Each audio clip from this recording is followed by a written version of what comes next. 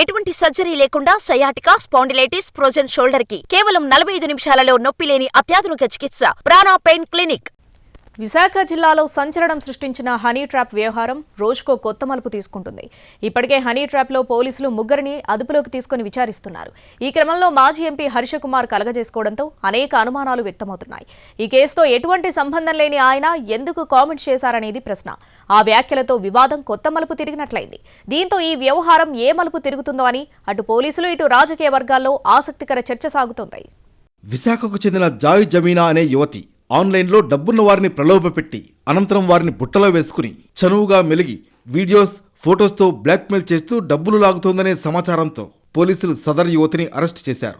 NRI యువకుడిచ్చిన ఫిర్యాదు ఆధారంగా case నమోదు చేసి దర్యాప్తు చేసినట్లు పోలీసులు వెల్లడించారు. లోతుగా విచారణ చేసిన అనంతరం ఈ కేసులో మరికొందరి ప్రమేయం ఉందని పోలీసులు ఓ ఫారెస్ట్ అధికారితో పాటు మరొకరిని అరెస్ట్ చేశారు. మొత్తం ముగ్గురిని అదుపులోకి తీసుకున్న పోలీసులు మరికొంతమంది బాధితులు ఈ కేసులో ముందుకొస్తున్నట్లుగా ప్రకటించారు. అయితే ఈ కేసు అంతా కొలిక్కి వచ్చింది అనుకుంటున్న తరుణంలో అమలాపురం మాజీ ఎంపీ హర్షకుమార్ బాంబు పేల్చారు. ఈ కేసులో జాయ్ జమీమాకు ఎటువంటి సంబంధం లేదని, ఆమెకు వ్యతిరేకంగా పోలీసులు ఎటువంటి ఖచ్చితమైన సాక్ష్యాధారాలను చూపలేదని ఆరోపించారు. కేవలం చిన్న చిన్న అంశాలను పరిగణలోకి తీసుకుని ఆమెను అరెస్టు చేశారని తెలిపారు. మరోవైపు ఈ కేసుపై ఇంకా విచారణ కొనసాగుతోందని సిపి తెలిపారు. హర్షకుమార్ కుమారుడికి జాయ్ జమీమాకు ఉన్న పరిచయాలపై విచారణ జరుగుతోందని ఆయన వెల్లడించారు. హనీ ట్రాప్ కేసులో హర్షకుమార్ వ్యాఖ్యలపై కూడా దర్యాప్తు చేస్తామన్నారు. ఈ కేసులో ఆయనకు అంత ఇంట్రెస్ట్ ఎందుకో అర్థం కావడం లేదని సిపి వ్యాఖ్యానించారు. చట్టం ముందు అందరూ సమానమే అని, హనీ ట్రాప్ వ్యవహారంలో ఇప్పటి వరకు 4 కేసులు నమోదయ్యాయని వెల్లడించారు. 10 మందికి పైగా బాధితులు ఉన్నారని, ప్రధాన నిందితులైన జాయ్ జమీమా, వేణురెడ్డి, కిషోర్లను అరెస్టు చేశామని, మరో ముగ్గురిని త్వరలో అరెస్టు చేస్తామని వెల్లడించారు.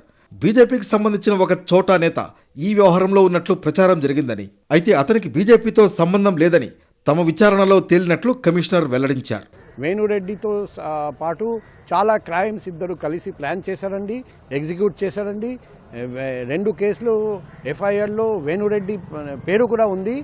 ఎందుకంటే ఆ బాధితులు కూడా ఒకేసారి వేణురెడ్డి, జమీమా అలా చెప్తున్నారు. ఇద్దరు మమ్మల్ని టార్చర్ చేశారు, సఫర్ అయ్యాము వాళ్ళ ఇద్దరు వల్ల అని.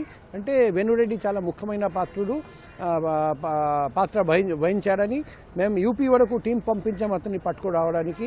చాలా రోజుల నుండి తప్పించుకొని తిరుగుతుంటే మేము మా టీం చాకచక్యంగా పట్టుకొని వచ్చారండి. సో ఇంకా కొందరు మూట సభ్యులు ఉన్నారు, వాళ్ళందరినీ కూడా త్వరలో పట్టుకుంటారు. హనీ ట్రాప్ వ్యవహారంలో ప్రధాన నిందితుల్ని అరెస్ట్ చేసినప్పటికీ ఈ కేసులో విచారించిన అంశాలు చాలా ఉన్నాయని సిపి మాటల ద్వారా అర్థమవుతోంది.